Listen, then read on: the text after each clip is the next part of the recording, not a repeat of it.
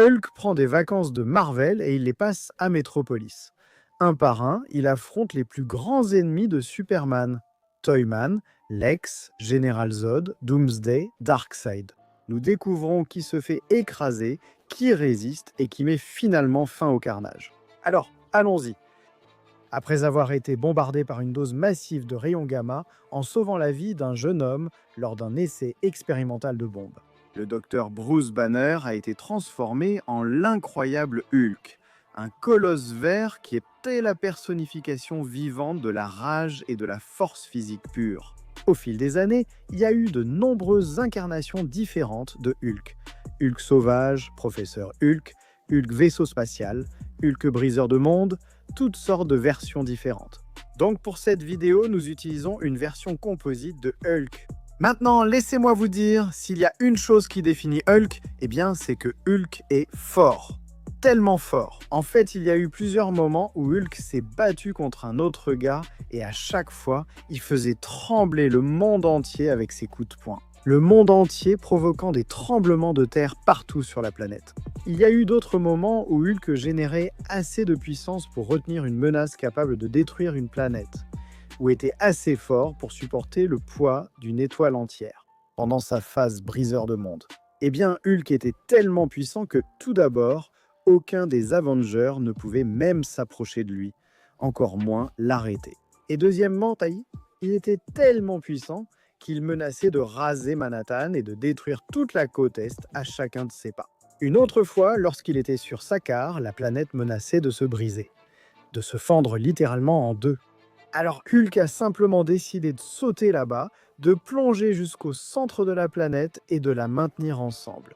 Et puis une autre fois, alors que Hulk était dans sa phase de briseur de monde, il se trouvait dans une toute autre dimension et combattait Red She-Hulk. Il se battait tellement que Hulk a littéralement détruit la planète sur laquelle il se trouvait, ainsi que certaines lunes environnantes, rien qu'avec l'onde de choc de son attaque. Donc littéralement un briseur de monde. S'il y a bien une chose pour laquelle le grand gars est connu, c'est sa force, et il en a énormément. Pareil pour sa durabilité. Il peut encaisser d'innombrables coups d'Hercule, supporter une quantité absurde d'attaques de Thor et se battre contre Sentry. Ou parfois même affronter plusieurs de ses gars en même temps sans tomber, il refuse tout simplement d'abandonner. Et tous ces gars possèdent aussi une force de niveau planétaire. Probablement bien plus que ça pour être honnête. Et ce n'est pas comme si Hulk était limité à ça non plus. Il a encaissé une énergie magique qui était censée être 100 fois plus puissante que le coup de poing le plus fort d'Hercule. Il a encaissé des attaques énergétiques qui peuvent facilement détruire des planètes. Et si jamais quelque chose le blesse, Hulk peut presque immédiatement s'en remettre, pratiquement instantanément. C'est même à tel point qu'une version future de Hulk, Maestro, a laissé entendre qu'il pouvait guérir et revenir à la vie. Il a littéralement été réduit en fine poudre. Et en tant que Hulk immortel, Will, Hulk est littéralement cet immortel. Même si tu arrives à le tuer, ce qui est presque impossible, son facteur de guérison était l'un des meilleurs dans les comics. Eh bien, Hulk reviendra simplement de la mort elle-même. Il est littéralement impossible à tuer. Au bout du compte, c'est de Hulk qu'on parle ici. Hulk, c'est le plus fort qui existe. Pour commencer, nous avons Toyman. Soyons honnêtes, on ne commence pas vraiment avec du lourd. Winslow Scott est un ingénieur de génie, le gars qui a construit des androïdes tueurs, des mechas et des canons à énergie qui ont déjà tenu tête à Superman. Les versions modernes, surtout dans Rebirth, le considèrent comme une véritable menace technologique, pas juste un gadget de l'âge d'argent. Mais la force de Toyman vient de ses outils, et c'est là le problème. Ces outils ont été conçus pour Superman. Quelqu'un qui retient un Hulk ne le fait pas, Hulk est un dommage collatéral. Même le Hulk sauvage standard a déchiré une armure céleste, brisée par le branium et encaissé des décharges d'énergie capables de faire fondre des montagnes. Ce ne sont que des échauffements pour lui. Toyman pourrait déployer une armée de mechas ou un robot géant de la taille d'un kaiju. Mais Hulk le déchirerait comme du papier d'aluminium face à des lasers de kryptonite. Inutile, les mechas de Toyman peuvent imiter la puissance mais pas la durabilité. Hulk l'emporte facilement. Les inventions de Toyman pourraient le ralentir quelques secondes avant d'être réduite en ferraille. Ensuite, Lex Luthor, le génie milliardaire qui pense pouvoir surpasser un dieu. L'armure de guerre de Lex est impressionnante. Alliage kryptonien, modulation d'énergie du soleil rouge, ciblage avancé et bouclier d'armes capable de rivaliser avec Superman sur de courtes périodes, c'est l'une des armures en fait les plus avancées de l'histoire de DCOO. Le problème, elle est conçue pour combattre Superman. Tout à son sujet, le réacteur à kryptonite, le réglage de la fréquence énergétique, c'est fait pour exploiter les faiblesses des kryptoniens. Contre Hulk, rien de tout ça n'a d'importance. La kryptonite est inutile, l'énergie du soleil rouge est sans importance. Lex pourrait essayer de s'adapter, mais la puissance de Hulk n'est pas statique, elle augmente de façon exponentielle. Champ de force, il pourrait y bloquer quelques coups, mais Hulk a brisé des barrières dimensionnelles, déchiré des métaux en adamantium et résisté à des bombes nucléaires directes. C'est au-dessus des capacités de l'armure de combat.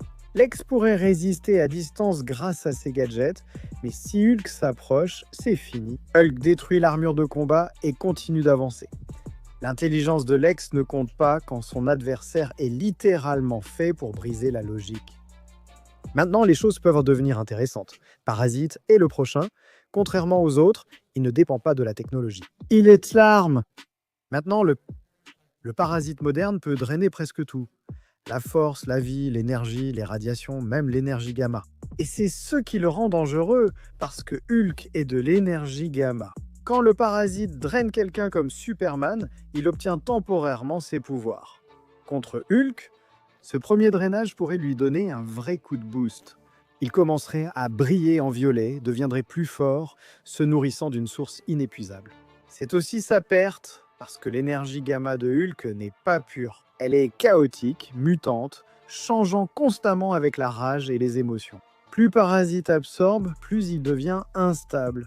Nous l'avons déjà vu auparavant. Absorber l'énergie kryptonienne l'a presque détruit. Avec Hulk, c'est encore pire.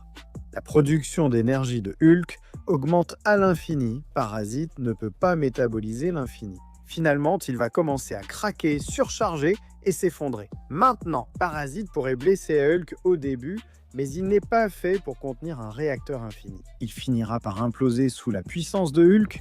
Ensuite, Metallo, la puissance cybernétique avec un cœur de kryptonite. La durabilité de Metallo égale celle de Superman. Son corps est construit avec des alliages extraterrestres et il peut émettre d'énormes radiations et une grande quantité d'énergie. Explosion contre les kryptoniens. Ce noyau de kryptonite le rend mortel. Contre Hulk, ce n'étant qu'une lumière verte.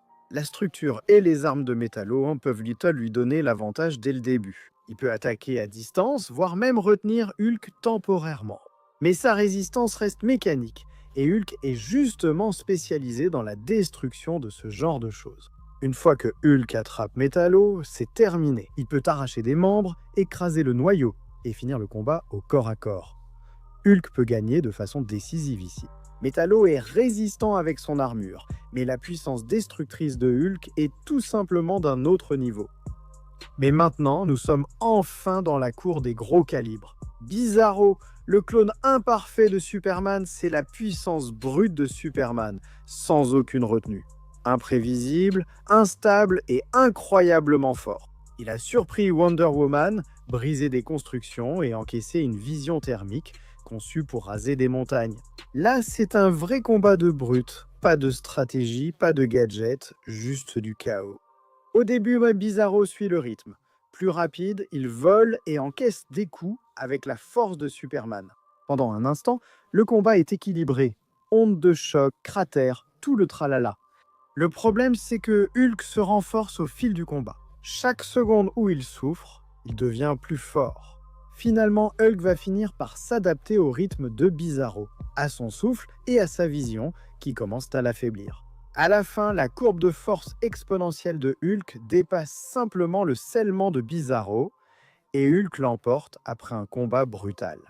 Ensuite, Mongul, le seigneur de guerre de Warworld, un vétéran des guerres galactiques, est l'un des rares ennemis de Superman capable d'égaler Hulk coup pour coup. Physiquement, Mongul s'est battu contre Superman et Wonder Woman en même temps. à encaisser les attaques des lanternes et contrôle la gravité ainsi que les systèmes d'armes de Warworld. Il est puissant, compétent et stratégique. La différence, c'est que la force de Mongul atteint un plafond, alors que celle de Hulk ne cesse d'augmenter. Au début du combat, les tactiques et l'expérience de Mongul lui donnent un avantage. Des frappes précises tentent de contenir Hulk avec une technologie de gravité, mais cela échoue dès qu'il s'adapte. Hulk s'est battu contre des forces semblables à des trous noirs et a survécu après avoir été déchiré par de l'énergie cosmique. Une fois qu'il commence à riposter, l'avantage de Mongol s'évapore. Mongol peut offrir à Hulk l'un des combats les plus difficiles jusqu'à présent, mais la puissance fixe de Mongol ne peut tout simplement pas rivaliser avec la puissance infinie de Hulk. Maintenant, le gant atteint son apogée tactique. Général Zod Zod est un soldat avec la discipline kryptonienne, des millénaires d'instincts de combat, le vol, la vitesse, la précision, la chaleur, la vision. Tout ce que Superman possède, mais utilisé sans pitié. Il domine les combats par le contrôle, l'espacement, le rythme et la précision. Contre Superman, ça fonctionne. Contre Hulk, ça ne marche pas. Hulk n'a pas de point faible à exploiter. Chaque fois que Zod le met à terre, Hulk devient plus fort et guérit plus vite. Zod pourrait théoriquement gagner s'il en finit rapidement. Reste hors de portée, frappe vite, ne laisse pas Hulk prendre de l'élan.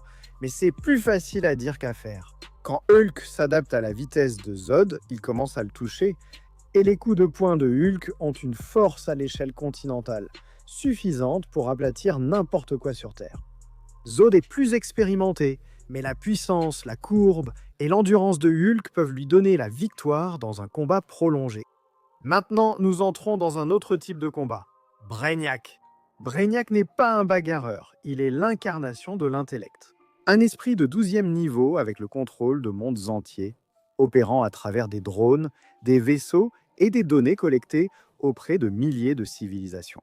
Il s'est déjà battu physiquement contre Superman dans certaines incarnations, mais ce n'est pas là que réside sa menace, c'est dans son adaptabilité. Cerveau, intelligence artificielle étudie, évolue et contrecarre. S'il avait le temps d'analyser la biologie de Hulk, il pourrait théoriquement isoler ou perturber la mutation gamma. Si à Hulk l'affrontait à froid, sans préparation, juste le chaos, Hulk gagnerait, il le déchirerait. Drone détruisait les vaisseaux et atteignait le corps central de Brainiac. Mais dès que Brainiac a de la préparation, ou tout son réseau, ça change complètement. Champ de confinement, stase moléculaire, même numérisation. Brainiac a des moyens de piéger Hulk autrement que par la force brute. Et cela sans même compter les versions cosmiques, comme Brainiac 13 ou Dieu Brainiac, qui existent au-delà de l'espace physique et peuvent réécrire la matière ou le temps. Ces versions-là éliminent simplement Hulk de l'équation. Ensuite vient Doomsday. S'il y a un adversaire parmi les ennemis de Superman qui reflète vraiment Hulk, c'est bien celui-ci. Les deux sont des machines de destruction. Les deux évoluent à travers le traumatisme. Les deux sont alimentés par une volonté inébranlable. L'histoire de Doomsday parle d'elle-même. Il a tué Superman, s'est adapté aux rayons Oméga, a survécu à l'anéantissement planétaire et revient immunisé contre tout ce qui l'a détruit. Hulk égale cela à court terme. Force infinie qui augmente avec la rage, régénération après avoir frôlé la mort et une durabilité qui lui a permis de survivre à tout, des bombes gamma au trou noir. C'est pour ça que c'est un pile ou face parfait. Si Hulk gagne rapidement avant que le corps de Doomsday ne s'adapte, il peut le surpasser et l'enterrer. Si Doomsday meurt puis revient, Hulk est en difficulté. Il revient immunisé contre la dernière attaque de Hulk, prêt à répéter le processus indéfiniment. C'est du pur 50-50. Hulk pourrait gagner le premier combat, Doomsday gagne la revanche. Aucun des deux ne reste jamais vraiment à terre. Finalement, cependant, Darkseid est la fin de la route. Hulk a affronté le scientifique, les soldats, les monstres. Mais Darkseid n'est rien de tout cela. C'est un dieu. Même l'avatar que Superman affronte n'est qu'une projection. Le véritable Darkseid existe au-delà du multivers en tant qu'incarnation même de la tyrannie. Et même son avatar est une source de cauchemar. Il a affronté des ligues de justice entières, ignoré les attaques des Kryptoniens et anéanti des dieux. Ces rayons Oméga peuvent piller le temps, effacer l'existence ou piéger des cibles dans des dimensions alternatives. Il ne peut pas encaisser ça. Ce n'est pas un rayon d'énergie, c'est la causalité qui te réécrit hors de la réalité. Hulk pourrait blesser l'avatar physique de Darkseid. Sa force brute et sa rage pourraient le faire chanceler, mais la puissance de Hulk est physique, celle de Darkseid est métaphysique.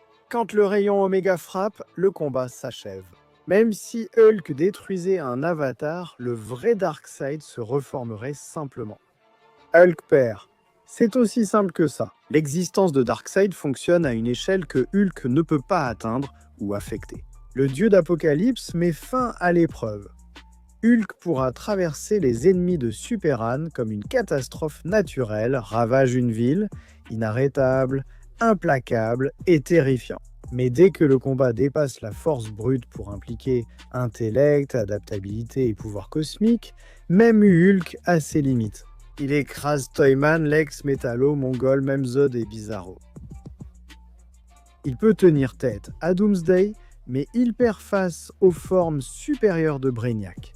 Et il tombe devant Darkseid, car la force peut ébranler des mondes, mais Darkseid les définit.